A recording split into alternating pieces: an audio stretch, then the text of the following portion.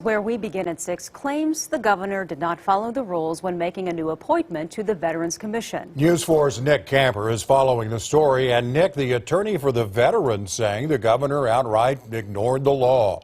That's exactly right. The governor did pick someone to replace former chairman Larry Van Sciver. As we reported before, Larry Van Sciver represented Purple Hearts on the Veterans Commission before he was fired, which he says was an act of retaliation because he didn't vote for the governor in the primary. The attorney for the organization says the replacement was picked based on politics and not according to the law.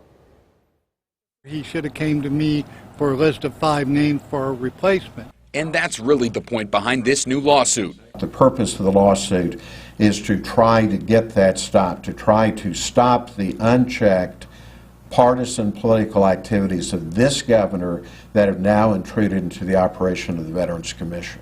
Attorney Mark Hammonds and his client, the Oklahoma Military Order of the Purple Heart, filed a lawsuit late Wednesday asking a judge to declare that Robert Allen Jr. is not qualified to hold the position of commissioner. State law requires a service organization with a vacant seat to submit 5 nominees to the governor for appointment, and the governor then chooses one for replacement. However, the governor's office says it does not need to follow the recommendation process because the Military Order of the Purple Heart has not met its statutory responsibilities under the Oklahoma state statutes and was therefore statutorily ineligible to submit a list of nominees to the governor. The statute says the governor can ignore the recommendation list if an organization fails to submit performance and financial audits, quote, on or before January 1st of the year in which the organization's appointee's term expires. Hammonds claims that if Van Sciver was not fired, his term would end in 2023, giving him and the organization the rest of this year to submit that audit. The statute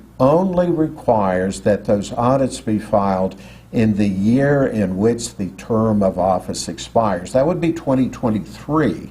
Not this year. Van Sciver says he thinks Governor Stitt has a plan to privatize veterans' homes across the state. This is a program the governor's office says has not been directed, calling it a smokescreen.